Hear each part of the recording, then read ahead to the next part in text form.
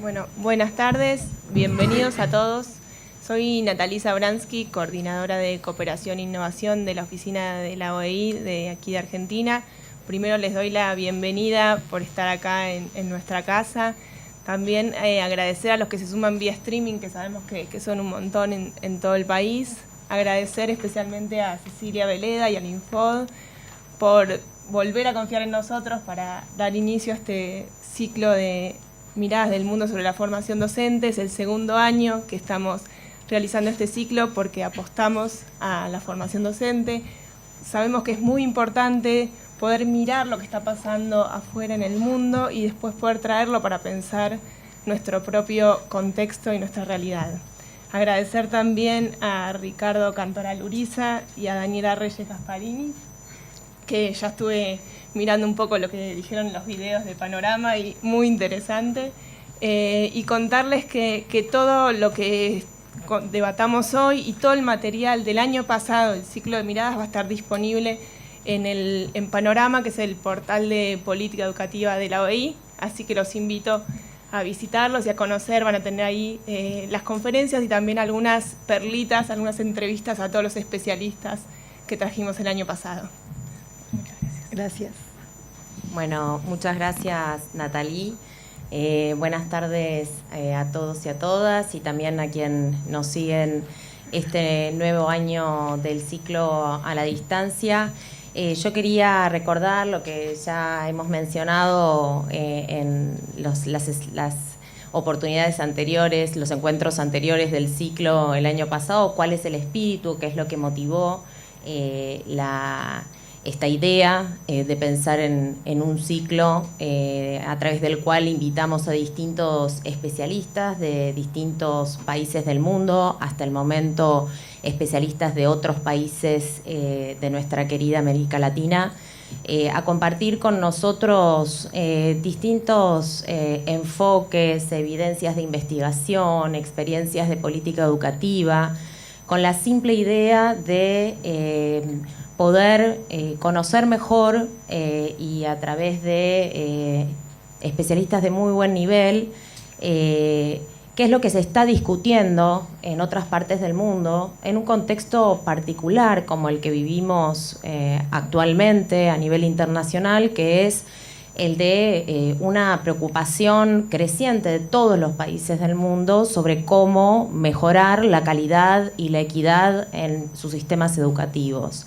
Y en esta preocupación, por supuesto, la formación docente es un eje vertebral de esas discusiones, de esas investigaciones que arrojan cada vez más evidencia. Y entonces creemos que es indispensable abrirnos al mundo y el ciclo, humildemente, con ciertos recortes, con la invitación de ciertos especialistas, pretende eso. Y no solamente vivirlo y acercarnos y poder conocer a estos especialistas desde la ciudad de Buenos Aires, donde muchas veces, a veces incluso es tanto lo que sucede que no siempre podemos estar en todos lados, sino sobre todo poder hacerlo llegar a los distintos rincones del país, donde no siempre llegan estas voces, y por eso también el horario en el que organizamos el ciclo, en el horario en el que abren sus puertas la enorme mayoría de los institutos de formación docente de todo el país, que en general funcionan en escuelas primarias o secundarias, y entonces a esta hora es cuando están llegando los estudiantes y los profesores para poder dar clase. Y entonces la intención era que en estos 4 días al año, porque vamos a tener 4 encuentros durante este año como el año pasado, puedan eventualmente aprovechar y conectarse, como sabemos que lo están haciendo, incluso no solamente en la Argentina, sino en otros países de la región, porque tenemos seguidores desde otros países de la región, para poder hacer llegar estos conocimientos, estas visiones de los especialistas que vamos invitando. Por todo esto quería agradecer yo en realidad a la OEI. Para nosotros es muy importante poder dar continuidad. Sabemos que muchas veces es muy difícil en la política educativa dar continuidad a las iniciativas y era entonces muy importante para nosotros poder sostener esta experiencia y esto no hubiese sido posible sin la confianza y el apoyo de la OEI. Ahora quería, antes de presentar un poco el marco en el cual invitamos a los especialistas de hoy, compartir con ustedes un muy breve video que sintetiza un poco la experiencia del ciclo en 2018.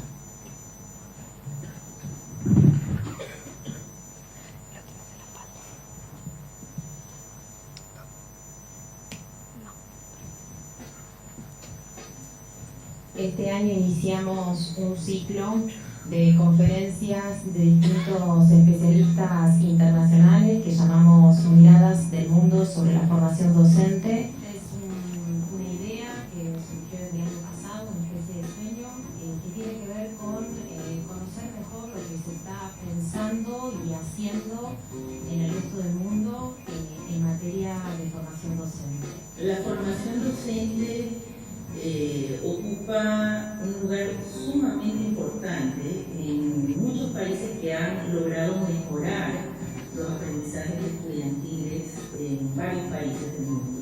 Los mejores sistemas educativos del mundo tienen mucha y otorgan muchísima atención, dan mucha energía, muchos recursos a cómo seleccionan, preparan y certifican a sus docentes. Si estudiamos, analizamos la evidencia de los sistemas educativos que han tenido mejores resultados a nivel mundial, internacional, en todos ellos hay un denominador común, y es que son países que han asumido la formación inicial de los docentes como una política primordial. Desde el punto de vista de la formación inicial, yo creo que lo más importante es que hoy día los profesores puedan estar al día respecto de cómo aprenden los estudiantes, cómo aprenden las nuevas generaciones, cómo aprenden los niños y jóvenes. La calidad de un sistema educativo depende en gran medida de la calidad de sus docentes. Hay mucho por aprender entonces de los debates, experiencias y evidencias generados por la comunidad internacional.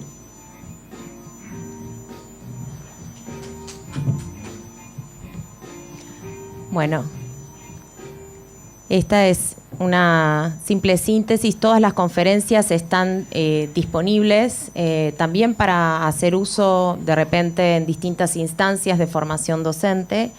Y hoy los especialistas que nos acompañan lo hacen en un marco particular, ya que están colaborando con el desarrollo de un plan nacional iniciado el año pasado, el plan Aprender Matemática, que parte de distintos diagnósticos, en parte arrojados por las evaluaciones nacionales e internacionales, acerca de las dificultades persistentes en los aprendizajes de los estudiantes en el área.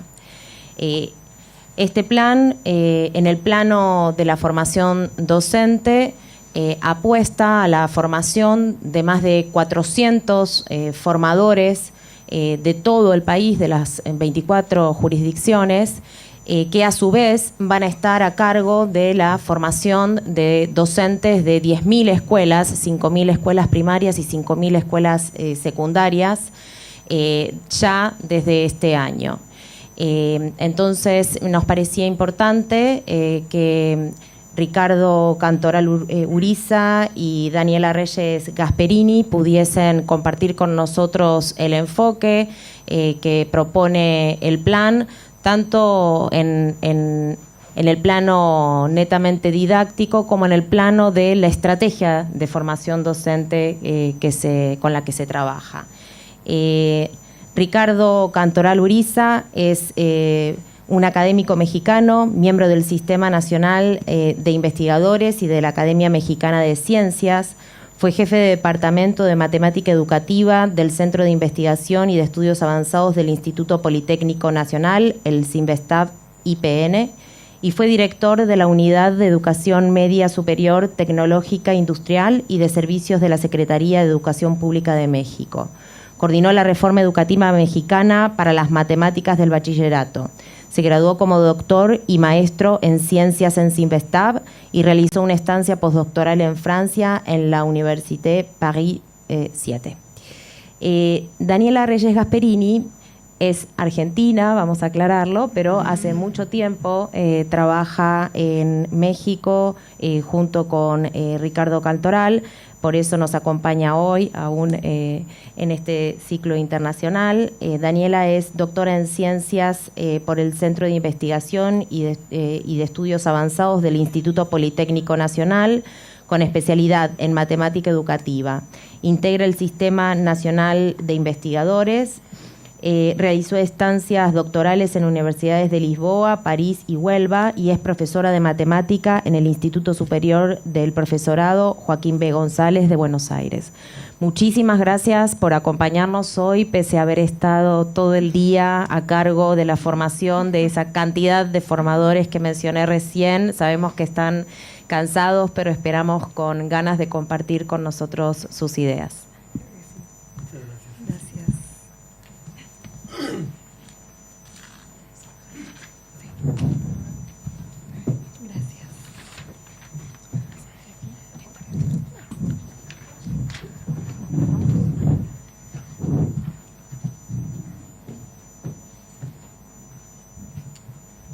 Bueno, muy buenas tardes a todas y todos, o buenos días cuando lo vean, o buenas noches. Lanzamos un título provocador con toda la intención del mundo. ¿Cómo lograr que todas y todos los estudiantes disfruten y aprendan matemáticas? Distinguimos el tema de aprender del tema de disfrutar. ¿Por qué? No es difícil encontrar que países con resultados muy altos en pruebas estandarizadas tienen también niveles de angustia muy alto entre el estudiantado, porque hay una sanción social sobre el desempeño demasiado estricta, y quienes se hayan metido a este tema sabrán que el joven tiene derecho a la educación y tiene derecho al disfrute, no solo a mostrar un excelente resultado el día que le hagan una prueba. De manera que quisimos orientarlo por ese lado. Y en la entrevista reciente nos lanzaron un conjunto de preguntas que pueden ser detonadoras, muy bien pensadas, y voy a primero leer una de ellas. Dice: las matemáticas despiertan amores y odios. Fíjense nada más qué recibimiento. Podríamos decir que tiene una mala fama. ¿Es esto un problema de la disciplina o una deuda pendiente de la matemática en hacer posible los aprendizajes? Y nosotros aquí queremos primero puntualizar que no hemos encontrado en los más de 30 años de experimentación y de trabajo con docentes en sistema, jóvenes a quienes a priori no les gusten las matemáticas. Lo que en verdad encontramos es una gran cantidad de jóvenes a quienes no les gusta no entenderlas, porque el ser humano disfruta del entendimiento, no del objeto matemática, sino del entendimiento. Y la pregunta que nos hicimos desde el principio es cómo lograr entonces que disfruten y aprendan matemáticas. Y para eso lanzamos una primer consigna, que era: ya tenemos garantizado el acceso a la escuela, ya es un derecho, pero no tenemos garantizado el aprendizaje. Es decir, hemos democratizado el acceso, pero falta democratizar el aprendizaje. Esta charla va a jugarse como una charla a dos voces. No estamos 100% sincronizados, pero podemos interactuar perfectamente. Y en este momento yo podría robarle la palabra. Buenas tardes a todos y a todas. Y empezar a hablar un poco de lo que es la idea de democratizar el aprendizaje. ¿Y por qué buscamos, cuando decimos que desde la matemática educativa y en especial desde la teoría socioepistemológica, que es necesario democratizar el aprendizaje y cómo hacerlo? ¿Por qué nosotros buscamos que de manera heterogénea el aprendizaje sea parte de lo que vive un estudiante cuando llega a un aula de matemáticas? Cuando se trabaja con objetos abstractos, pasa que muchos de los estudiantes se sienten excluidos de esa abstracción, porque en distintos niveles han sido de a poco dejados de lado en este proceso. Cuando los niños pequeños trabajan con comparaciones, trabajan con conteo, trabajan con distintas cuestiones en donde su práctica y su acción es la parte fundamental de lo que están haciendo, son parte de este proceso. La pregunta es, a medida que nos vamos alejando y vamos cambiando del juego al símbolo, del símbolo a la abstracción plena, ¿a quiénes estamos perdiendo? Entonces la propuesta de democratizar el aprendizaje es una propuesta que habla de trabajar con todas y todos los estudiantes que están en un aula. Para eso, lo que sabemos es que tenemos que hacer estrategias específicas que nos permitan trabajar, por ejemplo, en esa imagen. Ricardo, si querés contar la experiencia de lo que fue la imagen. Es una imagen muy bella. Es una plaza de toros en la Ciudad de México, en la que están reunidos cerca de 30,000 niñas y niños haciendo geometría. Y esos niños y esas niñas preferían esa acción de hacer geometría con dobleces a mirar el espectáculo de un grupo de mimos o de payasos, no sé el nombre acá. Mimo payaso. Y nos sorprendió mucho. ¿Por qué esas niñas y esos niños disfrutaban de construir un objeto con sus manos y lo cuidaban al salir como una joya, lo llevaban a su casa como una construcción impresionante? Es la primera vez en la historia que la plaza de toros no mató un toro. Y para hablar de la democratización del aprendizaje y de lo que es la formación docente y el desarrollo profesional docente, desde el programa interdisciplinario para el desarrollo profesional docente en matemáticas, nosotros tenemos una insignia. Y esa insignia es una frase que Ricardo Cantoral ha dicho en una consulta que se le hizo a expertos en México sobre justamente formación docente, y cuando hizo un análisis de todas las participaciones de profesores y profesoras de los distintos niveles sobre lo que necesitaban para poder desarrollar el aprendizaje, no solo en matemáticas, en distintas asignaturas de lo que es la educación, el doctor Cantoral dijo esta frase que el programa tomó como insignia. Para poder generar una democratización del aprendizaje, nosotros necesitamos concebir a los profesionales de la educación como parte de la solución y no como parte del problema de lo que está sucediendo actualmente en distintas zonas de Latinoamérica y del mundo en general. El día de ayer creo que fue que nos preguntaron por qué los estudiantes no saben fracciones en Argentina, a lo cual nosotros dijimos, pues fracciones en verdad no lo saben en muchas partes. No es la respuesta porque los profesores de Argentina no enseñan bien o porque los estudiantes de Argentina no estudian. La pregunta es qué pasa con el conocimiento matemático puesto en juego en las aulas, que está permeando de manera tal que quedan lejanos a esa construcción del conocimiento.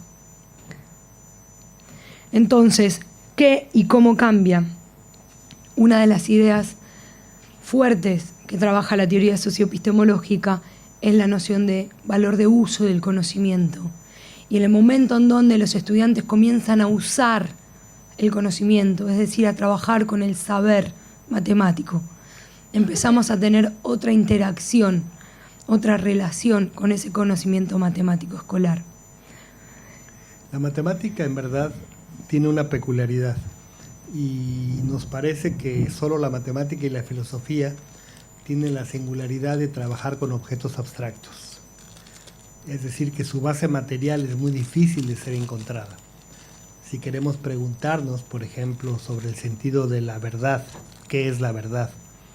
¿O qué es el tiempo? ¿O qué es el azar? ¿O qué es el infinito? Son preguntas que tienen una complejidad intrínseca muy alta, porque en sí mismos son conceptos, es decir, son abstracciones sobre algo. Y esa característica de ser abstracciones sobre algo hace que sean muy difíciles de comunicar en aula y de ser entendidas por el otro. Lo que hacemos nosotros con este tipo de enfoques es preguntarnos cómo puede ser usado el conocimiento en diferentes escenarios. Y para eso nos dimos cuenta que los programas de estudio... ¿Se controla ahí? Sí, yo. Que los programas de estudio en el mundo entero se organizan con lo que se llama el análisis regresivo. El análisis regresivo consiste básicamente en decir, una niña hoy de 5 años o 6 años o 7 años, cuando tenga 15, ¿qué estará estudiando?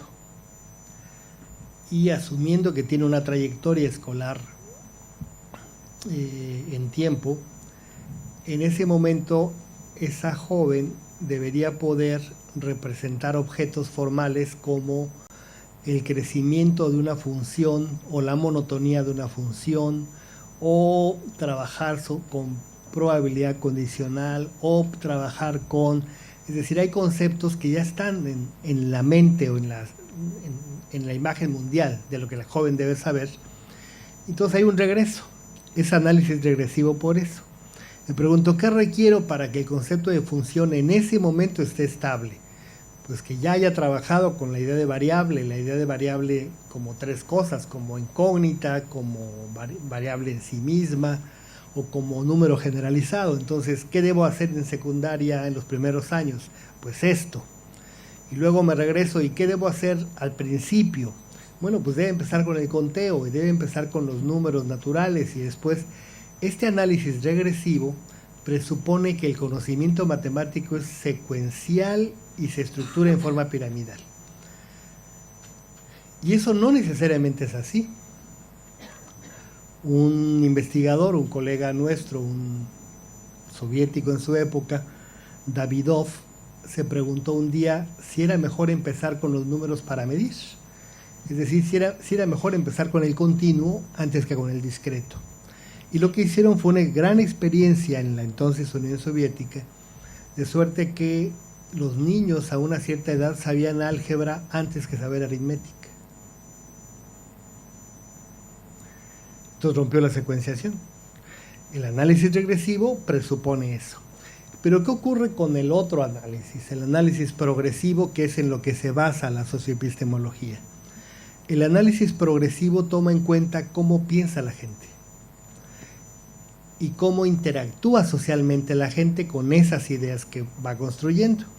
Entonces empieza con acciones directas sobre objetos, cuenta, compara, mide, y va organizando las acciones en actividades más sofisticadas, y las actividades se organizan en prácticas socialmente compartidas, y en esa medida esa idea de función que debería estar viendo a los 15 años empieza por un conjunto de prácticas socialmente compartidas que anteceden y acompañan al objeto formal abstracto.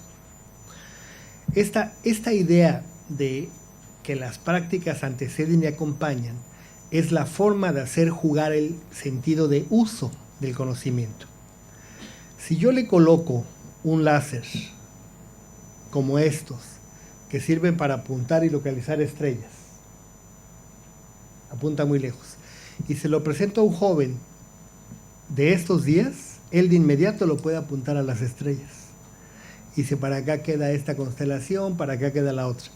Si este mismo láser se lo doy a un joven de 1960, no sabría qué hacer con él. No tiene un significado atribuido a esto. El joven de hoy sí, y si ha leído un poco más, sabe que puede ser dañino a la retina. Es decir, el uso es el que significa el objeto. Y ese es uno de los conceptos básicos de partida, y en ese sentido la socioepistemología va a utilizar un enfoque, digamos, pragmático. O sea, el significado de los objetos abstractos es una consecuencia de su uso. Por lo tanto, los diseños instruccionales tienen que tomar en cuenta eso. Ahora, ¿qué tipo de análisis hacemos cuando trabajamos con la matemática y qué cuestionamientos le hacemos a esa matemática escolar para poder pensar en la incorporación del valor de uso a la currícula? Lo que nosotros trabajamos en las aulas y lo que se trabaja en la educación suele ser un mensaje que se emite, que hay un emisor y hay un receptor de ese mensaje.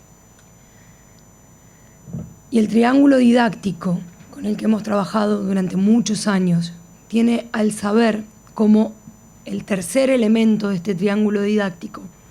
Y lo que nosotros empezamos a mirar es cómo se relacionan estos tres elementos de manera sistémica.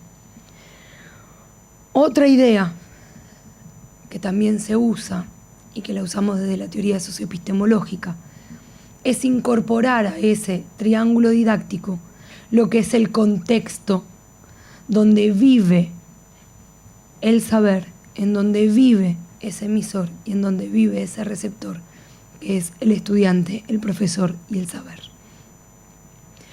Un estudiante que está en una clase suele vivir muchos triángulos didácticos, en donde él es uno de esos vértices y en donde los contextos van cambiando, pero van aislándose en distintas situaciones. ¿Cuántos estudiantes no nos cuentan que, bueno, ahora vamos a la clase de física? Ahí las cosas son distintas que la clase de matemática. Y uno diría, ¿pero cómo? ¿Cómo pueden ser distintas? Si en verdad el uso de la matemática, el uso de la física, están dentro de esa misma persona.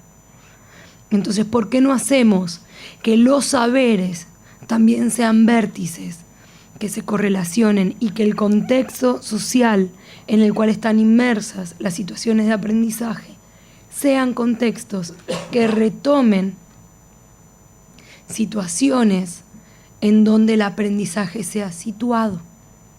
Y que el aprendizaje sea situado tiene distintas caracterizaciones.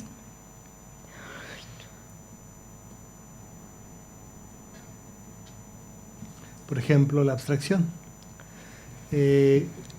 Ahí colocamos intencionalmente 4 entidades abstractas típicas de la matemática: el infinito, el punto, el 1, el 0. Esto es un poco como la caracterización que hace Santo Tomás o la que aparece en la filosofía china. Dice, yo sé perfectamente lo que es el tiempo hasta que me lo preguntas. Cuando lo quiero describir no sé qué es. Igual es el amor. O sea, en verdad yo lo sé, si lo quiero decir no sé qué decir. O sea, la abstracción tiene esa peculiaridad, que captó una gran cantidad de significados y se vuelve un objeto casi intangible. Bueno, pues la matemática trabaja con esos. Y esos, por ejemplo el 1, todavía hoy día, para quienes enseñan matemáticas saben perfectamente bien, que se dice un número primo es aquel que se divide por sí mismo y por la unidad, pero el 1 no es primo. Es como una definición extraña. Bueno, eso viene en gran medida que durante mucho tiempo el 1 no fue número, era el generador de los números, que no era lo mismo. En los elementos de Euclides se dice que el número es la multitud de unidades, pero entonces no dice que es unidad. El punto, pues igual, el punto si lo muevo genera curvas, pero ¿qué es el punto? Cuando mucho puedo decir que es el cruce de 2 rectas, pero no puedo decir que es él. sino lo digo con relación al otro. Bueno, pues esa idea abstracta nosotros la tenemos que acompañar de cosas mucho más tangibles. Por ejemplo, al final aparece el teorema de Pitágoras en la demostración de los elementos. Acá aparece una forma discreta del teorema. Don Luis, que trabaja en la construcción, él sabe que para construir verticales tiene que usar la plomada, digamos que es el plomo que pesa, que cae solo, o la escuadra. Y ellos se saben la escuadra 60, 80, 100, porque lo saben. Si toman de un lado 60, del otro 80, la diagonal midiendo 100 genera una escuadra perfecta. Esa es la versión concreta, material, tangible del teorema de Pitágoras, que seguramente estuvo presente antes de que el propio Pitágoras postulara el enunciado y Euclides lo probara, como aparece acá. Entonces, lo que hace la teoría es justamente plantearse cuál podría ser ese valor de uso del conocimiento, y lo va a estructurar de manera anidada. En la anidación de prácticas, que es este modelo de anidación de prácticas, lo que se hace es una idea de subida y de bajada, le llamamos, para poder explicar cómo partimos desde la acción hasta llegar a lo que es la práctica socialmente compartida. Como podrán ver, la acción tiene que ver con una intervención activa. Vamos a ver en la próxima diapositiva cómo se correlaciona con la idea piagetiana, en donde el individuo es parte del quehacer para la construcción del conocimiento. Esto que suele, a medida que vamos avanzando en la educación, eliminarse de los procesos de construcción de conocimiento, que es el proceso de acción, de manipulación, y no manipulación porque tengo un objeto que manipulo, sino de manipulación en tanto lo que yo puedo trabajar con eso que tengo a la mano, es una parte fundamental para la teoría socioepistemológica. Partimos de la acción para pasar a la actividad como actividad mediada culturalmente. Entonces, seguramente muchos están pensando en la teoría vygotskiana, y sí tiene que ver con la mediación cultural de cómo estamos construyendo ese conocimiento y cómo pasamos de la acción a la actividad. Hay un ejemplo que suele decir Ricardo, que a mí me parece muy claro, que es cuando un bebé nace y cómo se alimenta, cómo va pasando el proceso de alimentación de manera diferente. Hoy en el grupo lo comenté. Cuando nace, lo primero que busca es la alimentación, y lo busca a través del pecho de la madre. Después hay una intervención cultural que es la mamadera. Pero el niño lo que quiere es alimentarse. Es lo mismo que buscaba con la acción, solo que ahora tiene una intervención cultural que le dice cómo va a amamantarse. Es lo mismo que un vaso, que una copa, es lo mismo que una jarra cuando hablamos de sostener un líquido. Nosotros con las manos sostenemos líquido y después culturalmente tenemos algo que nos norma ese tipo de acción. Después tenemos lo que son las prácticas socialmente compartidas, que es en el momento en donde nosotros reiteradamente trabajamos con estas acciones y pasan a ser parte de nuestro habitual trabajo con cierto tipo de relación con un objeto. Pasamos de la acción intuitiva hacia lo que es la práctica socialmente compartida. Las prácticas de referencia que norman, fíjense que cada una de las que voy diciendo es que norman a la anterior, que norma las prácticas socialmente compartidas, las actividades y las acciones. Estas prácticas de referencia son aquellas comunidades que construyen conocimiento con prácticas sociales, prácticas socialmente compartidas, actividades y acciones específicas de esta práctica de referencia. La práctica social es la que norma toda la estructura y la que nos va a permitir ver qué es lo que nos hace hacer lo que hacemos en el caso de la alimentación, qué es lo que nos hace alimentarnos. Claro que alimentarnos, lo que nos hace alimentarnos no es una práctica social, porque nosotros hablamos que las prácticas sociales generan construcción de conocimiento matemático. Y por más que necesitemos comer para construir, no está dentro de nuestra jerga. Ahora, este tipo de secuencia de abajo hacia arriba también lo hace de arriba hacia abajo. Por eso nosotros decimos que son las acciones hacia las prácticas sociales y las prácticas sociales hacia las acciones lo que nos van a permitir trabajar con el valor de uso. Un ejemplo. Cuando trabajamos la noción, hablaré de proporcionalidad y quizás después hablarás del predicere.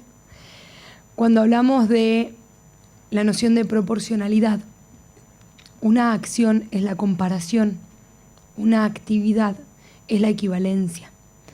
Una práctica socialmente compartida es la práctica de conmensurar, medir con determinada proporción. Una práctica de referencia, entre muchas otras, es la antropometría.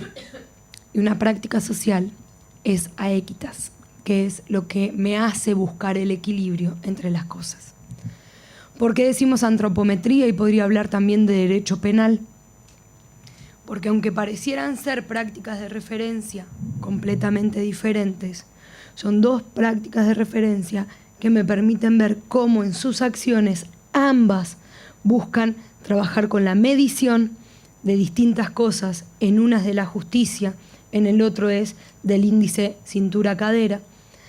Trabajan con las equivalencias en cuanto a la relación entre delito y pena en el derecho penal y la relación cintura-cadera, en la antropometría, y lo que están buscando es poder detectar en el derecho penal la jurisprudencia y en la antropometría el riesgo cardiovascular que tienen las personas cuando tienen sobrepeso. Y uno diría, ¿y qué tiene que ver eso con la matemática y la escuela? Que ni estoy segura que el abogado que estudia Derecho Penal, bueno, por lo menos puedo asegurar que hay uno que eligió Derecho porque no tenía nada que ver con las matemáticas. Y el principio que rige el Derecho Penal es el principio de proporcionalidad. Y no porque le estemos explicando la regla de 3 simple, o porque esté aplicando la regla de 3 simple en su quehacer como abogado. Lo que hace es desarrollar un pensamiento matemático que le permita entender qué es que tenga un juicio y que la pena que le den a partir de un delito sea proporcionado. Y no tiene que ver con lo que nosotros explicamos en la escuela o lo que habitualmente se explica en la escuela, que es la regla de 3 simple. Y en la antropometría lo que hicieron fue trabajar con algo que nos permitiera encontrar el riesgo cardiovascular, porque trabajar y hacer todos los estudios médicos para ver si había riesgo cardiovascular era muy, muy costoso. Entonces, hablar de valor de uso y hablar del modelo de anidación de prácticas es encontrar esta anidación, esta propuesta de secuencia entre comparar, equivaler, conmensurar, lo que sería prácticas asociadas a los objetos matemáticos que nos permitan desarrollar el pensamiento matemático de los futuros ciudadanos. Porque si dejamos afuera del desarrollo del pensamiento a los futuros ciudadanos, quizás y puedan resolver muchos exámenes, pero van a seguir eligiendo carreras en donde la matemática no tenga que ver. Sí, en términos prácticos, fíjense cómo la escuela reduce el tema de la proporción a un problema de regla de 3 simple. Entonces todo el significado se pierde. Y el recorrido que hizo ahora Daniela muestra cómo desde Platón, con las alegorías de la línea recta, un escrito suyo, va a distinguir la idea de proporción, digamos, epistemológica de la métrica. y cómo esa idea de proporción está presente en la vida cotidiana. O sea, mi riesgo cardiovascular tiene que ver con proporciones de mi cuerpo, vientre, cadera. Y al final la escuela quitó el significado y deja solo el objeto abstracto y su procedimiento. Y lo que estaríamos apuntando es que el significado, por el contrario, se va a construir a partir del uso. Por eso se empieza con la acción, muy al sentido Piaget, en relación con el objeto. Se habla de una mediación cultural, muy al estilo Vygotsky. Se habla de la construcción de la idea de práctica, campus, hábitus, de Bourdieu. Se habla de la idea de una práctica de referencia y una práctica social, que tiene una característica. La noción de práctica social sí existe en filosofía, pero no en matemáticas. Y lo que está haciendo la socioepistemología es recuperarla y darle un sentido concreto, específico. Ahora, hace no poco tiempo, se habló de un programa mundial de matemáticas para todos, que todo mundo debería tener acceso a la matemática, y se hicieron materiales, currículas, programas, libros, en donde esto se hacía. Pero de a poco se fue observando que la matemática tendía a excluir al estudiante. Es decir, a unos les hacía abandonar la escuela y a otros les hacía optar por lo que no les gustaba de la matemática. Eso se fue progresivamente cambiando y sin embargo sigue vivo de alguna manera. Este es un indicador muy interesante que muestra la evolución de la prueba PISA por 15 años. Y tiene datos interesantes que están vinculados a la pregunta que nos hacía hace un momento Cecilia, a nivel de política pública. En los últimos 15 años, algunos países están entre la lista de aquellos que más han progresado en las evaluaciones como esta. ¿Por qué PISA parece interesante? Esencialmente porque no se ata a currícula, sino tiene que ver más con intentar usar la matemática en diferentes sitios. Y ahí hay un dato relevante. Brasil sube en todos sus indicadores, México lo hace en 2, claramente, y da una información relevante. ¿Cuál? Es posible modificar si hay modificaciones en política pública y en acción pública. ¿Cuál? La que va a vincularse directamente al profesorado. Si vemos una más, por favor. Algo para nosotros muy importante es partir del contexto. Es decir, una de las críticas que hacía Paulo Freire a la educación es que al joven se le presentaban respuestas a preguntas que no se había hecho. Esta misma idea la dijo José Martí mucho antes. Es una idea que está entre los pedagogos. Hay que lograr que el joven tenga preguntas. Hacer matemáticas es mucho más que resolver problemas. Es inventar preguntas, es plantear conjeturas, es destrozar argumentos, es construir argumentos. O sea, la creatividad matemática parte de cierta necesidad. Y por eso hablamos de partir del contexto y aprender para tu vida. Y esos son aspectos del método que hemos venido trabajando de tiempo atrás para acá. Ahora, voy a dar algunos datos específicamente regionales y luego pasaremos a una reflexión de lo que es contexto. Ahí dije aprender del contexto, que no es lo mismo que en el contexto. Aprender del contexto porque un estudio comparativo regional muestra lo que ahí se dice. En los diferentes países están las tradiciones o los enfoques cognitivos para la enseñanza, socioculturales y constructivistas.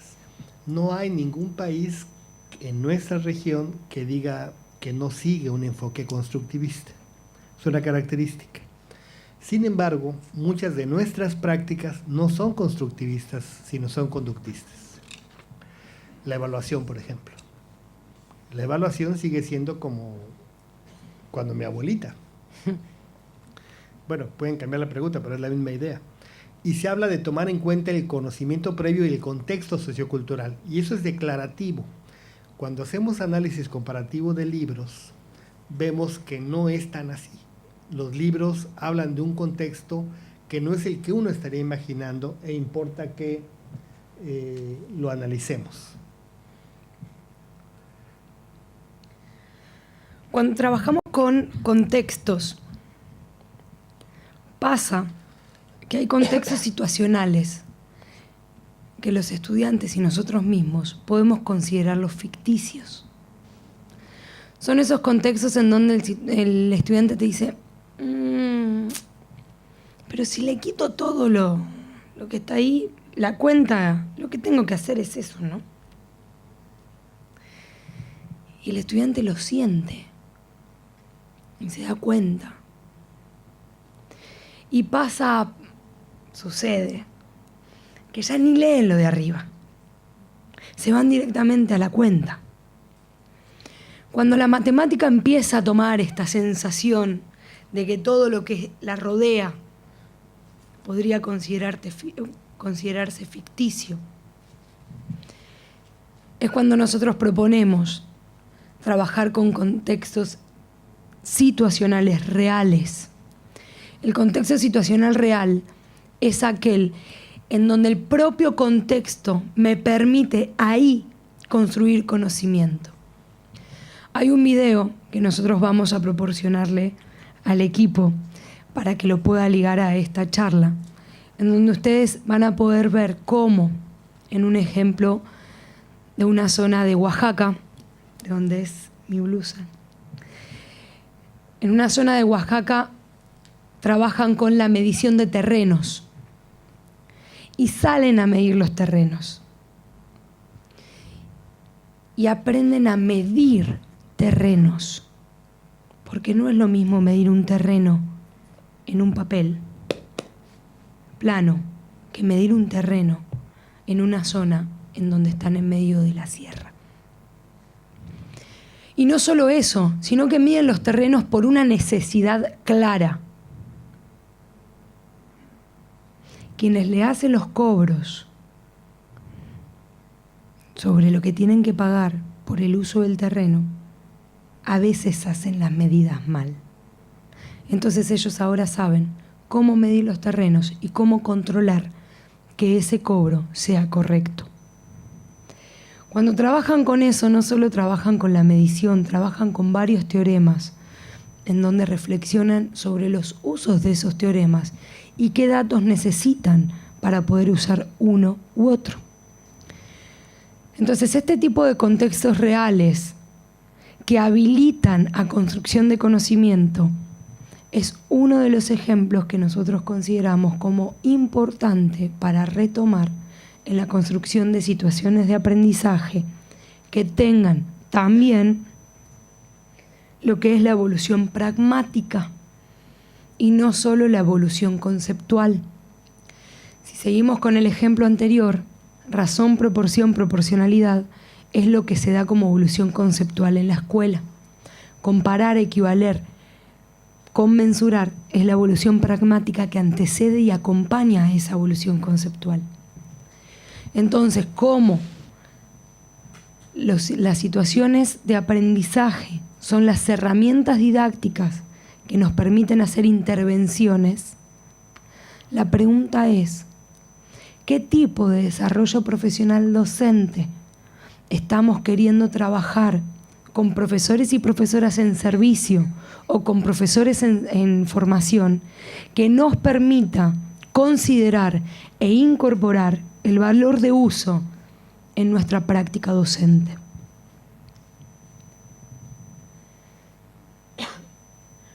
Una de las cosas que estamos viendo en el trabajo que estamos haciendo con profesores y profesoras de Argentina, en el nivel secundario en particular, es replantearnos esto que dice la diapositiva.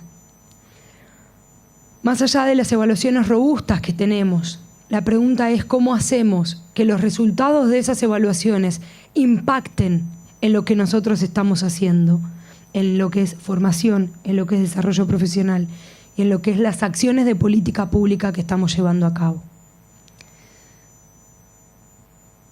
Uno de los resultados de las evaluaciones, de las últimas evaluaciones de Argentina, fue que los estudiantes tenían muy malos resultados en lo que es el área de probabilidad y estadística. Y quedarnos con ese resultado, para quienes hacemos investigación, es quedarnos, como solés decir Ricardo, que es quedarnos como si hubiéramos tomado la temperatura de un enfermo y después la volvemos a tomar. Y cada año volvemos a tomar la temperatura. Y sabemos que ahí nos va a ir mal. Pero la pregunta es, ¿qué vamos a hacer para que le baje la temperatura al enfermo? En este caso no estamos trabajando con enfermos, sino que estamos trabajando con futuros ciudadanos. Y acá la reflexión, cuando nosotros nos enteramos de este conflicto de la evaluación, no fue pensar en ¿y cómo hacemos para que ahora los estudiantes contesten bien el ítem que trabaja sobre probabilidad y estadística? La preocupación del PIT-PDM y del grupo de colegas que trabaja con esta mirada y este enfoque fue ¿qué está pasando con el pensamiento estocástico de sus futuros ciudadanos? ¿Qué estamos haciendo en las aulas? Que estamos generando que el estudiante no pueda desarrollar el pensamiento estocástico. ¿Qué problemas estamos abordando? Pero no el profesor, no el estudiante, porque estamos seguros en la despersonificación del problema. ¿Qué pasa con el pensamiento estocástico y cuáles son los conflictos de este pensamiento? ¿Y saben de lo que nos dimos cuenta? De algo que sabíamos, pero lo confirmaron muchos. Que probabilidad es un tema que se deja al final y que habitualmente no se da. Y la preocupación no es únicamente la evaluación ni el mal resultado en la evaluación. La preocupación es que tenemos estudiantes que posiblemente, probablemente, no sepan trabajar con la incertidumbre, que es lo que nos habilita este tipo de pensamiento. Entonces, ese es nuestro real problema. Eso es lo que nosotros podemos atender para que impacte en la sociedad. Y desde ahí es que construimos acciones para transformar esta realidad. Datos muy globales que importa atender. Voy a pasar una serie de gráficas con cierta velocidad, porque no interesa el detalle, sino el concepto. El primero es el porcentaje de estudiantes de la región que responde correctamente las preguntas, los ítems de cada dominio del aprendizaje, y se confirma lo que decía Daniela. Es decir, en estadística, cuando uno mira específicamente a Argentina, hay un resultado bajo. Y ahora que trabajamos con cerca de 500 profesores de vez en vez durante todo este año, 4 veces y luego a distancia, nos dimos cuenta que en verdad el tema se brinca, se deja al final no se trata, pues. Al final de cuentas no se trata. Y pues obvio, eso se va a expresar en una prueba. Lo importante de esta gráfica no es en sí que en variación se esté mejor en el tercer año que lo que se está en sexto año. Lo interesante es que hacia el sexto año hay mayor uniformidad. O sea, eso habla de algo interesante en pro, que había que analizar con más cuidado. Vemos la siguiente, colocamos en vertical países y para mirar las tallas, y hay una característica: los resultados argentinos, que son los de la primera columna, están siempre en torno de la media, lo cual quiere decir que con una acción inteligente de política pública es posible remontar esos resultados si es parte del diseño o de la actividad del profesor, que es diferente si oscilaran mucho de un momento a otro. Nada más, por favor. Ahora, aquí hay algo que es una regularidad en toda la región. Todo lo que es el reconocimiento son procesos cognitivos. La primera columna habla de la proporción de estudiantes, el porcentaje de estudiantes que responden correctamente a algo que tiene que ver con reconocer objetos. A nivel del reconocimiento se observa siempre una talla más alta y los problemas de naturaleza compleja tienden a tener una talla más baja. Sin embargo, de nuevo, comparen las dos, no en términos numéricos, sino cualitativos. O sea, ¿qué me dice la forma? La forma es que hay una cierta tendencia, o sea, es exponencial acá, pero este está mucho más achatado. Es decir, es más horizontal. O sea, la educación está haciendo un papel ahí, está uniformizando, está atendiendo heterogeneidad. Nada más. Y aquí viene algo que es como importante, y ni modo, va a sonar un poco fuerte esta y la que sigue. Una característica de la región, y se sabe ya desde tiempo atrás, la primera vez que yo lo leí fue una reforma europea, decía: ninguna reforma de la educación tendrá posibilidades de éxito sin la activa participación de los docentes. Porque al final de cuentas la acción educativa ocurre dentro de un salón. Es decir, el inspector llegará en algún momento, el supervisor, en fin, pero y además checa otras cosas, no mira tanto la dinámica de. Y es ahí donde está el tema a cambiar, la dinámica de.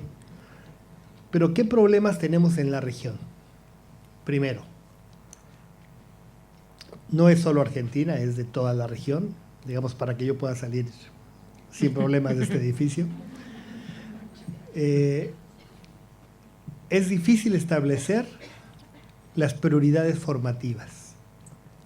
O sea, ¿cuál es la formación de un futuro maestro? 2. Hay falta de acuerdo entre los expertos. Teoría A, teoría B, teoría C, teoría H. Cuando lo que estamos interesados en los niños y los jóvenes, no en las teorías. Los responsables políticos y las reformas educativas son factores que meten ruido. Los distintos puntos de vista sobre la importancia y distribución de materias pedagógicas en las áreas del conocimiento. La relación entre teoría y práctica. Es decir, hay algo que no estamos haciendo bien y es la construcción de acuerdos de largo plazo. La educación tendría que empezar a ser visto, al igual que la ciencia y la salud, como políticas de Estado y no como políticas de gobierno. Aquí son muestras nada más de cómo ante acuerdos transnacionales o internacionales, Alemania, Francia e Italia han logrado, por ejemplo, llevar la formación del profesorado al nivel de posgrado. Es decir, un profesor lo es después de haber llevado una maestría o algo que es típicamente posgrado. Eso les da una ventaja. Ya no decir Oriente. Y sí tienen acuerdos, hay un conjunto de materias pedagógicas, un conjunto de materias de didáctica disciplinar, otro tanto de capacitación profesional, el nivel de la actividad práctica, y tienen acuerdos. Bueno, eso es algo que cuesta entre nosotros trabajo a veces en el mismo país. ¿Qué se sabe para Latinoamérica más o menos de revisar las currículas y las declaraciones de los ministerios y de la región? Todo el mundo acepta que se quiere adquirir los conceptos y habilidades matemáticas necesarias para la vida. O sea, eso no es propio de un país, es algo que se percibe como una tendencia y una necesidad. El aprendizaje continuo en matemáticas, hacer transversal el aprendizaje, desarrollar habilidades de resolución de problemas, pero sobre todo de razonamiento matemático, que no solo es resolver problemas. Por ejemplo, formular problemas es una tarea. O sea, si no va a pasar que cuando estén trabajando, ¿qué problema resuelvo? No, pues usted vea cuál es el problema. Reconocer y utilizar los vínculos que existen entre las matemáticas y otras áreas, en fin, etc. Y modificar el tema de la actitud hacia las matemáticas. Y esto es algo que parece que se nos da.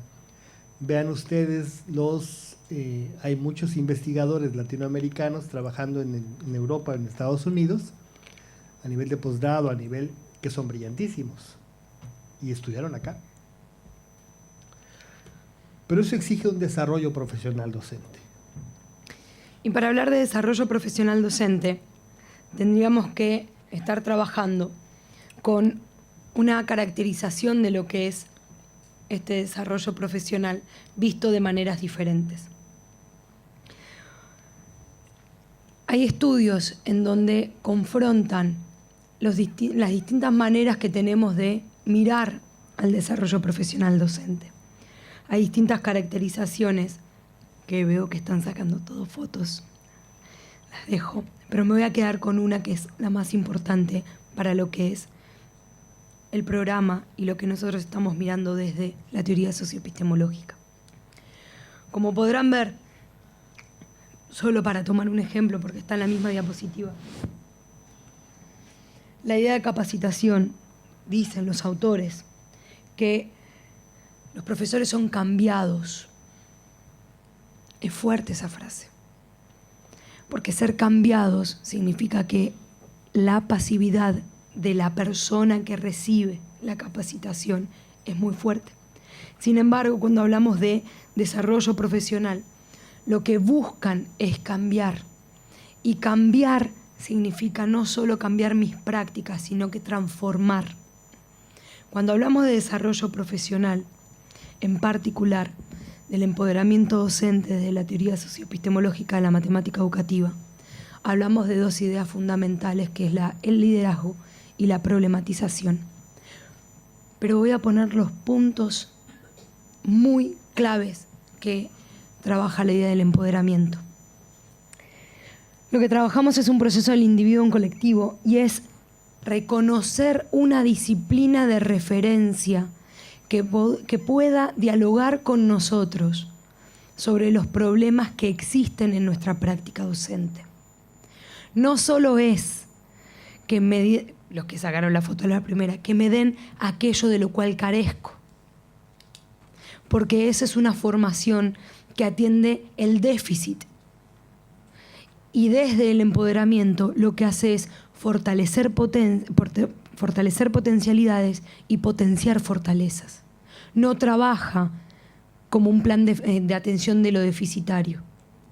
Esa diferencia es fundamental para nosotros. ¿Por qué? Porque trabajamos con profesionales de la educación. Entonces, no vamos a atender carencias, sino vamos a desarrollar profesionalmente a la persona que ya es un profesional. Otra de las ideas es partir de la reflexión y consolidar en la acción, no solo encuentros reflexivos, sino encuentros de acción que intervengan en el aula. ¿Para qué? Para transformarse y transformar mi realidad, transformar mi entorno. Y por sobre todas las cosas, aunque quizás suene un poco ilusorio para quienes creen que las teorías todo lo pueden, lo que nosotros decimos es que es un proceso que no se otorga, sino que se vive, y que parte del individuo el deseo de querer vivir el proceso. Esto quiere decir que no hay manera de imponer un proceso y tampoco imponer una reforma. Se generan espacios de reflexión y de sumarse a una causa que puede encaminar a la transformación. ¿Me salteo esta? ¿Te saltaste una? Ok.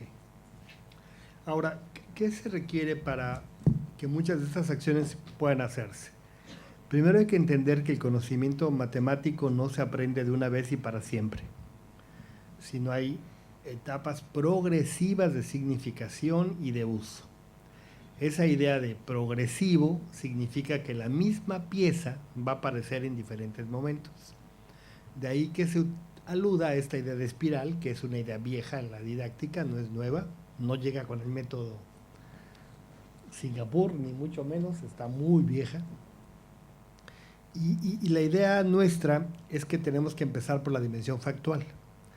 Esta idea factual, ya la dijimos, permite trabajar con los objetos a nivel de mi contexto, ya se explicó lo que es contexto, y pasa una etapa en la cual el inicio del simbolismo se da a partir de la evidencia empírica con procedimientos. Es decir, el mismo objeto ahora aparece en relación a otros objetos. Y cuando ese objeto lo abstraigo, lo simbolizo plenamente, estoy en una etapa mucho más conceptual. Dicho en otros términos, paso del objeto observado, los datos, el dato observado, el dato construido y finalmente el dato interpretado. Esa secuenciación es una forma en la cual la cultura humana construyó conocimiento de una gran cantidad de cosas. Pero para eso se tiene que utilizar un método. El método es la descentración del objeto. La descentración del objeto lo que hace es que nosotros dejemos de mirar, y siempre tomo un ejemplo porque esto suele suceder cuando escuchan descentración del objeto.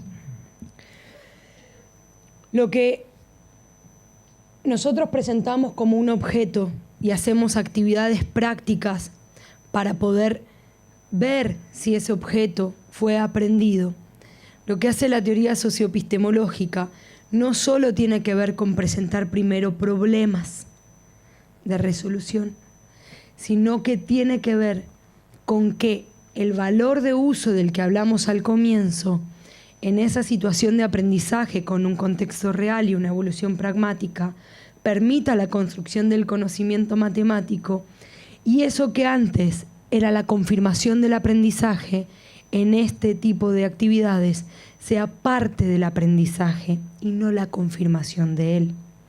La descentración es pasar a las prácticas delante del objeto, trabajar con las prácticas para poder escolarizar este objeto. En ese proceso, nosotros lo que trabajamos es la sabiduría humana, y para trabajar la sabiduría humana reconocemos que saber sabio, saber popular y saber técnico tienen el mismo grado de importancia cuando nosotros nos relacionamos con las matemáticas. No solo es el saber sabio reconfigurado para la escolarización, sino que son los 3 tipos de saberes lo que se rescatan para poder trabajar en el aula. Sí, ahora, ¿cómo instrumentamos esto? Vamos ya hacia el cierre de la charla. ¿Cómo se instrumenta esto? Primero se tiene que aceptar como punto cero que tenemos que tener un currículum flexible. ¿Eso qué significa? Que bueno, si bien hay objetos fijos, vamos a tener una gran flexibilidad que tiene que ver con datos de evidencia empírica que muestran cómo el joven o el estudiante aprende. Haber logrado incrementar la matrícula en nuestros países significa también que incrementamos diversidad. Digamos, antes estaban escolarizados básicamente los que vivían en las grandes ciudades. Cuando tú amplías matrícula, en los hechos lo que hiciste es aumentar diversidad. Al hacer el aumento en diversidad, tienes heterogeneidad. Y tus modelos didácticos clásicos de hace 60 años o las teorías que usabas hace 60 años pierden vigencia. Hoy tienes que pensar cómo tratas diversidad, heterogeneidad, perspectivas múltiples. Y eso significa que el profesor tiene que ser mucho más actor, porque es el que modifica e informa de la diversidad y trata con ella. Entonces tiene que haber procesos formativos horizontales y tiene que haber también un monitoreo permanente del progreso. ¿Eso qué es en concreto? Que vamos a poder saber día a día qué funciona de un diseño y qué no. Los médicos ya tienen un sistema así desde hace mucho tiempo. Si yo tengo un padecimiento y estoy en un barrio o en una zona, en un barrio, pues voy a ir con el médico del barrio. Si él se da cuenta que mi caso es un poco más complicado, él lo informa a la clínica, y si ven que mi caso es más complicado, me mandan a un hospital, y así llego hasta los hospitales más sofisticados del país en el que esté. Incluso puedo hacer artículo de investigación, es decir, yo el caso que narre. Con la docencia casi no pasa así, se le deja un poco solas al profesor. Y es su problema sacarlo adelante. Y luego lo culpan de que no se logra. Y aquí se viene una de estas distorsiones de las que hablaba de de la política pública que no toma en cuenta la jerarquía y la importancia del docente. Posteriormente lo que hacemos es analizamos con mucho cuidado cómo las prácticas socialmente compartidas podrían tener sentido para un saber específico. Por dar un ejemplo, en lugar de hablar de la probabilidad de sacar una urna, una bola roja o una bola blanca, que ya lo vivieron ustedes, pues a lo mejor me empiezo a preguntar cosas como el riesgo que habría de que yo tome una enfermedad de transmisión viral si estoy en contacto con otras gentes o si estoy en el subte. Es decir, preguntas que tienen que ver más con mi vida, en lugar de algo que tiene que ver solo con los textos. Y luego tengo que utilizar lo que ya se ha dicho de empoderamiento docente porque en el fondo el empoderamiento no es solo un concepto. Es un concepto en la teoría, sí, pero es una acción. Es un proceso que tiene temporalidad, que es permanente, que tiene etapas, y en ese proceso el profesor debe poder decidir como profesional de la educación qué aspectos de orden factual pone en juego, qué aspectos de orden procedimental pone en juego y en qué momento lo conceptual aparece o lo simbólico. A diferencia de un técnico que le dicen hoy de esto, mañana de lo otro, mañana de lo otro. Es decir, que solo aplica lo que le están indicando, aunque él mismo no. Y está muy documentado que el placer por un conocimiento se hereda de quien te lo está compartiendo. El placer por la lectura, por ejemplo. Si la maestra o el maestro lo ven así como una carga, pues eso el joven lo va a tener. Sí, tiene que ser muy singular para romper esa inercia. Síntesis. Para hacer todo eso, tenemos que aceptar que el uso del conocimiento es una pieza muy importante. Y esto permite atender heterogeneidad. Porque puedo atender las necesidades del joven en donde vive. Tengo que hacer diseños de situaciones de aprendizaje, es decir, escenarios en donde yo pueda desarrollar mi propio pensamiento sobre una pieza de conocimiento, y tengo que generar comunidades en donde los gestos, las palabras empiecen a ser utilizados, o sea, que yo pueda hablar. Tengo que hacer que la clase de matemáticas deje de ser un lugar de mudos en donde todo el mundo copia.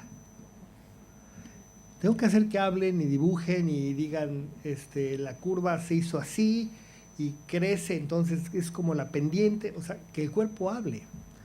Y eso requiere de algo que le llamamos el aula extendida.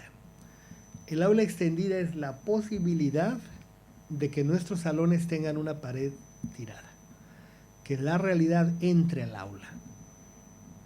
Como dicen los actores, que el público es la pared de uno. La sabiduría humana es la siguiente dimensión. Ya lo mencionaba Daniela. O sea, yo debo poder discutir la preparación de agua, de bebida, de pan, de pizza, del cultivo de soja. Yo debo poder entrar en los temas que a la gente le interesan, la localización de un lugar con geolocalizador. O sea, yo debo incorporar esos elementos que tienen que ver con saberes técnicos y saberes populares que no son productos de una transposición didáctica del saber sabio. Vienen más de la vida cotidiana. Esos son importantes para el siglo XXI. El pensamiento del ingeniero, por ejemplo, es diferente de esta idea de saber sabio que llega. Piensan en forma práctica, cómo resolver el problema. Las características típicas del saber es que debe ser funcional, o sea, me debe servir para. Debe ser transversal, yo debo poder hablar de cambio y estoy hablando de física, de biología, de literatura, de química, de ciencias. Puedo estar hablando de posición en el espacio, puedo estar hablando de astronomía, a la par que estoy hablando de crecimiento de una función lineal. O sea, debo poder hacer transversalidad. Una función lineal no es solo f de r en r con una propiedad. Una función lineal es aquello que permite hablar de funcionamientos de un sistema, los péndulos, el movimiento planetario. O O sea, cosas que me hagan hablar de fuera de. Y el contexto para parte de la significancia, ya se explicó aquí. Debo dejar de usar los contextos ficticios. Juan tiene el doble de la edad de Pedro, y entonces, ¿cuál es la edad de Pedro? Y el joven dice, pues mejor le pregunto a Pedro, y ya. O sea, no son problemas reales, pero problemas reales se pueden plantear. Está creciendo una epidemia en el río, ¿cómo se llama el río? Río de la Plata. El río de la Plata. Del río de la Plata, y los peces tal cosa y tal otra. ¿Cómo puedo yo saber con qué velocidad va a crecer esa plaga, digamos? Es la pregunta. O en la ciudad de Buenos Aires hay más verde en el sur que en el norte. ¿Qué nivel tiene eso que ver con la oxigenación de la gente? Esas preguntas, que parecen como bonitas, y son objetos de estudio en muchos países. O sea, no es siquiera decir algo que se nos está ocurriendo ahorita. Son temas de otros lados también, y que podemos hacer siempre y cuando aceptemos que la función no solo es de RNR, es parte de. Esa parte simbólica es la parte final. Ahora, aquí nos permitimos mostrar, para quienes estén interesados, literatura sobre el tema. La hay en varios países, la hay acá, y entiendo que eso se ve en otros lugares. Uno es de la teoría socioepistemológica y otro es de la noción de empoderamiento. Porque sí sabemos que aunque este enfoque tiene pues ya más de 30 años construyéndose, su visibilidad internacional está en los últimos 10 años. La primera parte fue como picar piedra, ¿no? Gracias, Daniela. Muchas gracias. Gracias, Ricardo. Muchísimas gracias.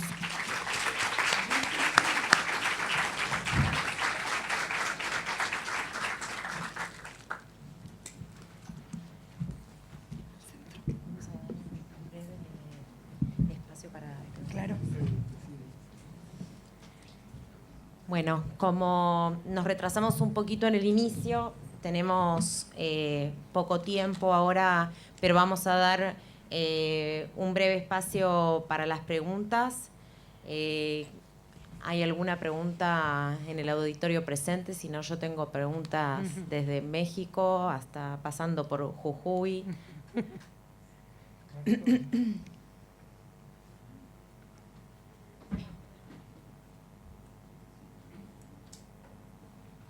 Bueno, vamos a Jujuy entonces.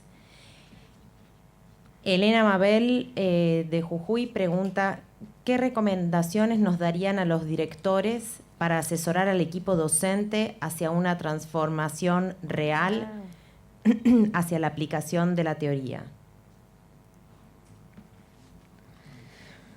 Bueno, lo primero que recomendaría es el apoyo. El trabajo con profesores y profesoras a nivel latinoamericano. Qué buena pregunta de Mabel.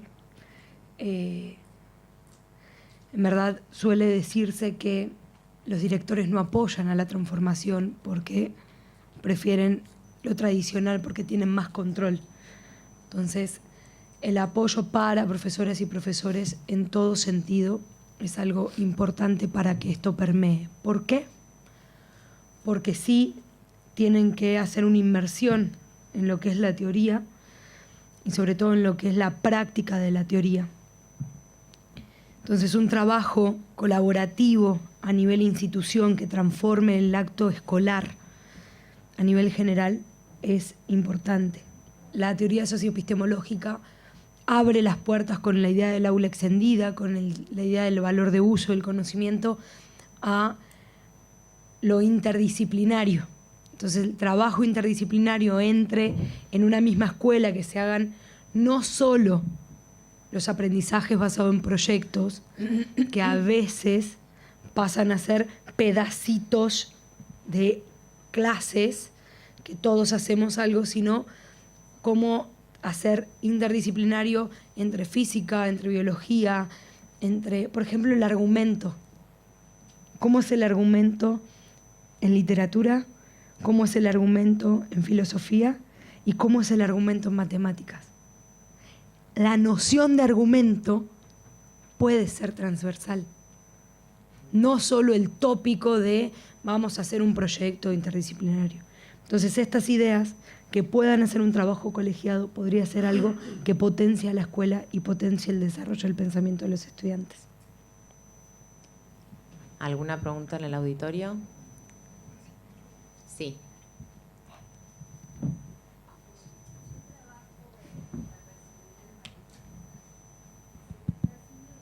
¿Quién habla? Ay, gracias. Perdón.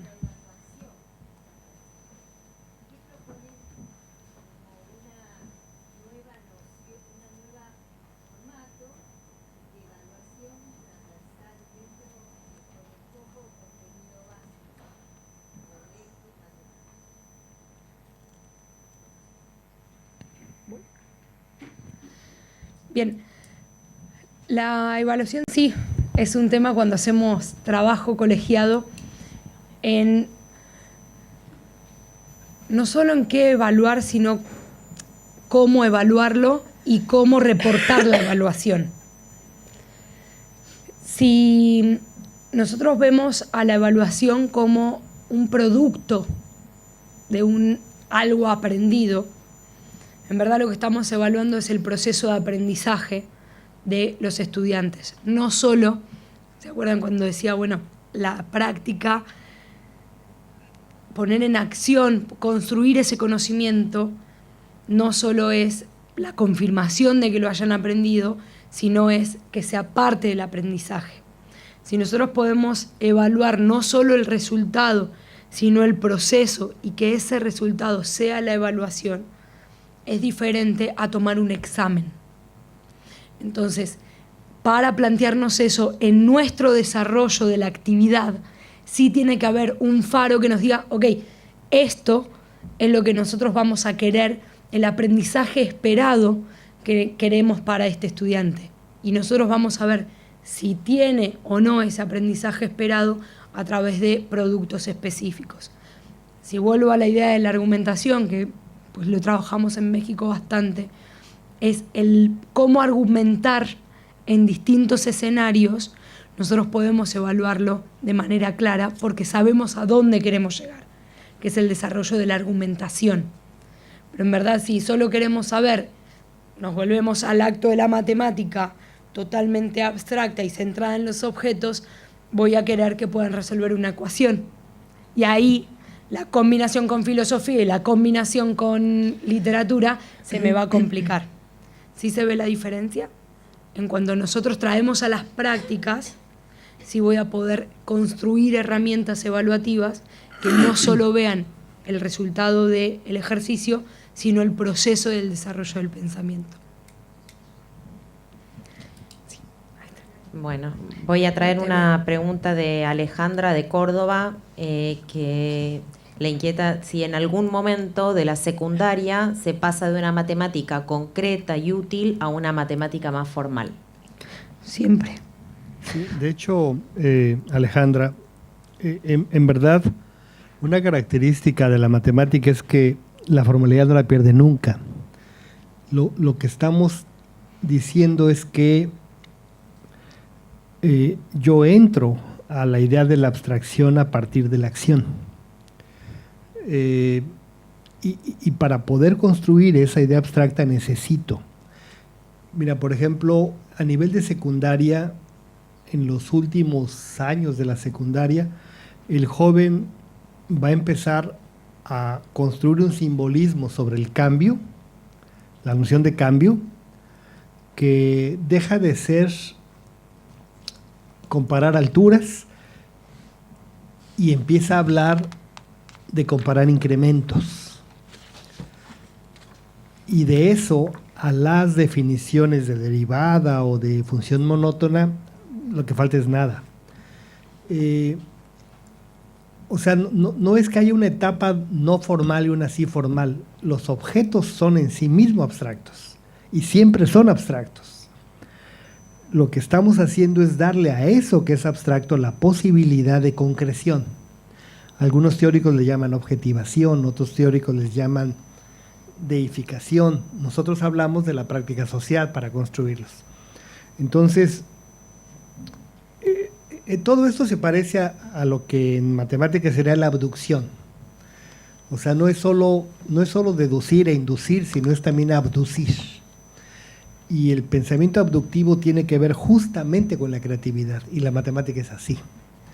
O sea, tiene un momento de creatividad muy fuerte y luego tiene otro momento de justificación.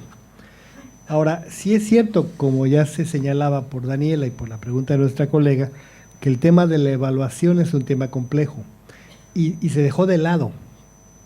Y por ejemplo, hoy que las evaluaciones estandarizadas están fuertes en muchos lugares del mundo, siguen ellos mismos teniendo el problema de cómo evalúas razonamientos complejos o cómo evalúas argumentos cuando la pregunta es cerrada.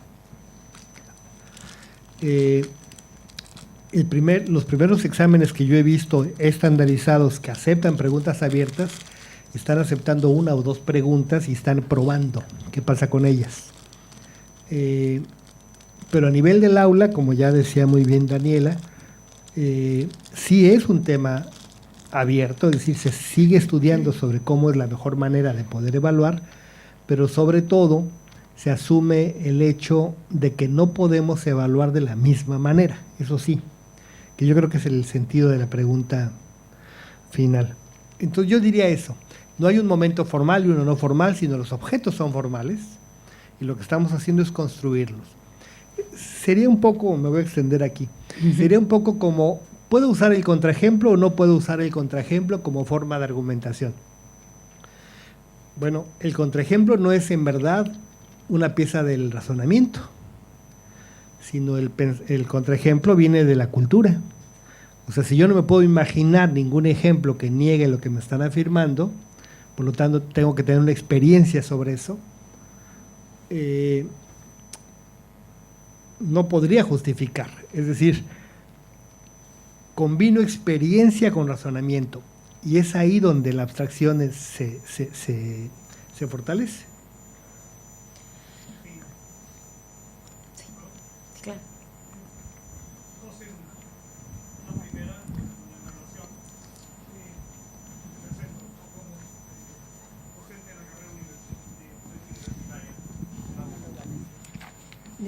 Bueno, no sé si hace falta. Sí, sí, gracias. Sí. Bueno, decía, somos docentes, pero en el nivel universitario. Esto de la evaluación, en el campo de la arquitectura, que es nuestro campo, trabajamos con aquello de incorporarlo como una instancia más en el proceso de aprendizaje.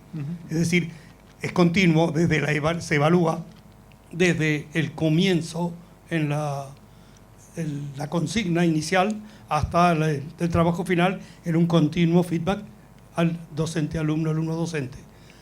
Y eso respecto a la evaluación. Me alegró mucho ver el teorema de Pitágoras. Nosotros lo trabajamos como el 3-4-5, no como el 60-80-100, que es lo mismo, ¿verdad? Sí, pues los albañiles. Que lo aprendimos de los albañiles, claro, que nos lo enseñaron. Y la última, bueno, por ahora esto, la dejo porque para no monopolizar.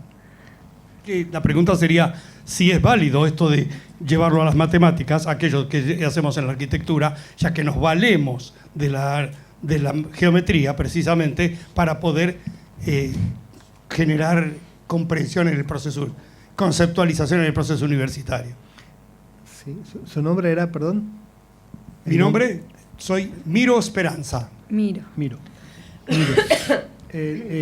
Completamente de acuerdo.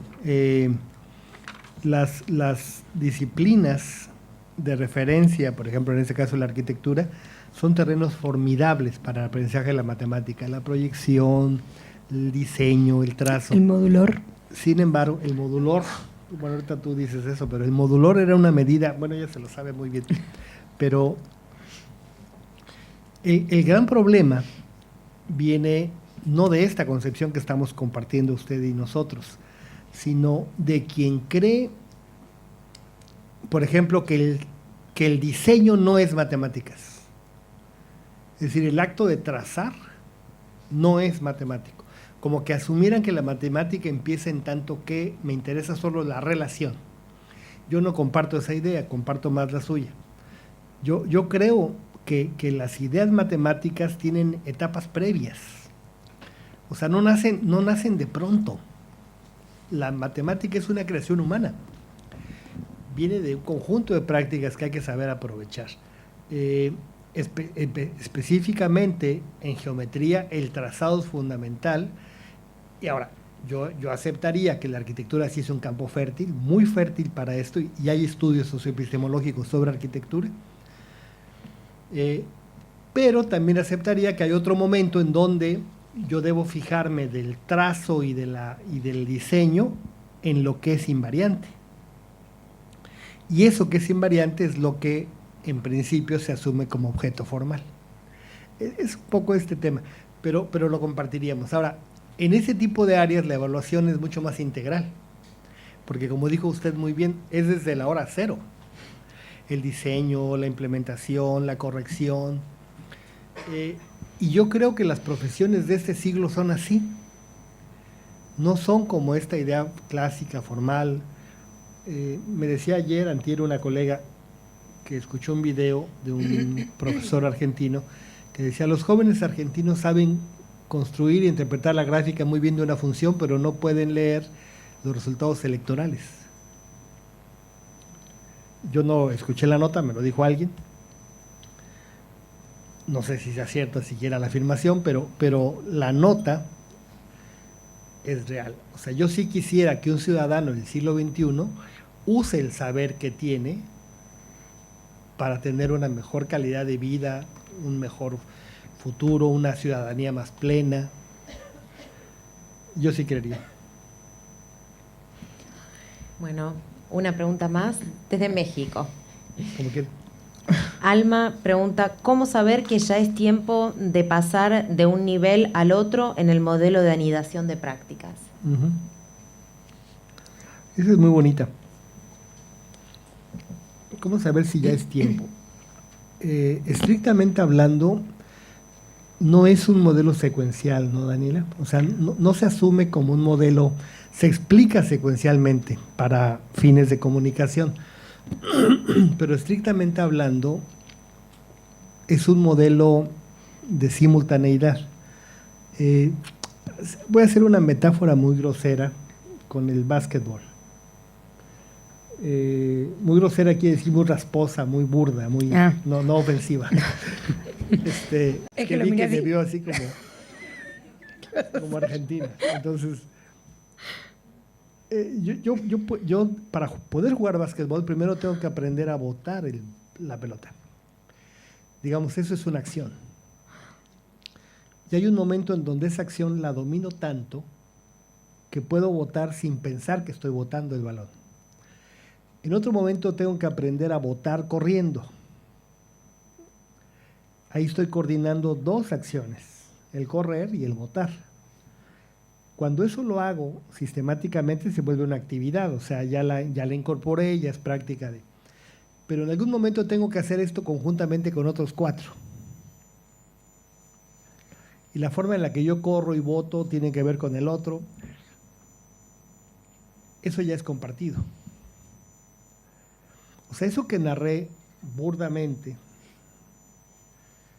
se parece un poco a la anidación de prácticas. O sea, no ocurren aisladas, son simultáneas.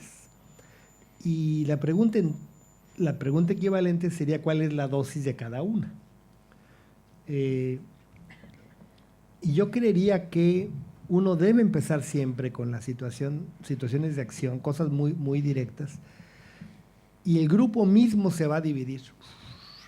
Hoy lo vi en la sesión que tuvieron ustedes.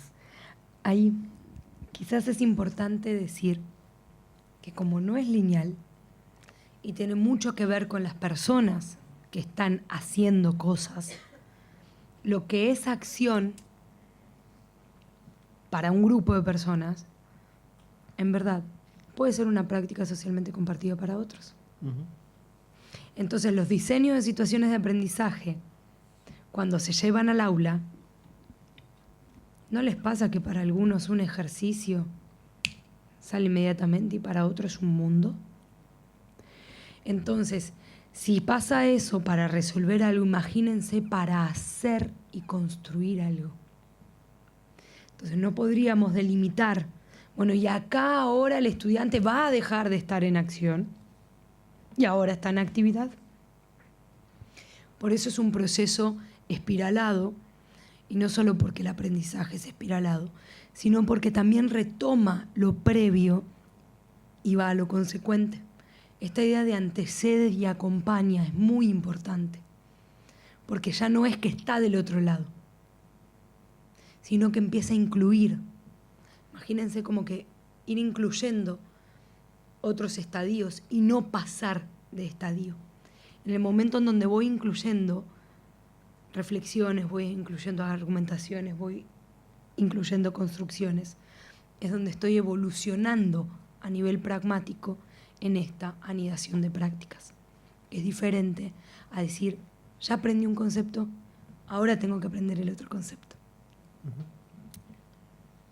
Bueno, a menos que haya una ultimísima pregunta, les vamos a agradecer por este intercambio que salió, este ping-pong de conferencia, parecía guionado, muy preparado. Muchas gracias a los dos y bueno, nos volvemos a encontrar en el mes de julio para el nuevo encuentro de este ciclo Miradas del Mundo sobre la formación docente. Gracias. Muchísimas gracias por la invitación, a ustedes y a quienes están por streaming.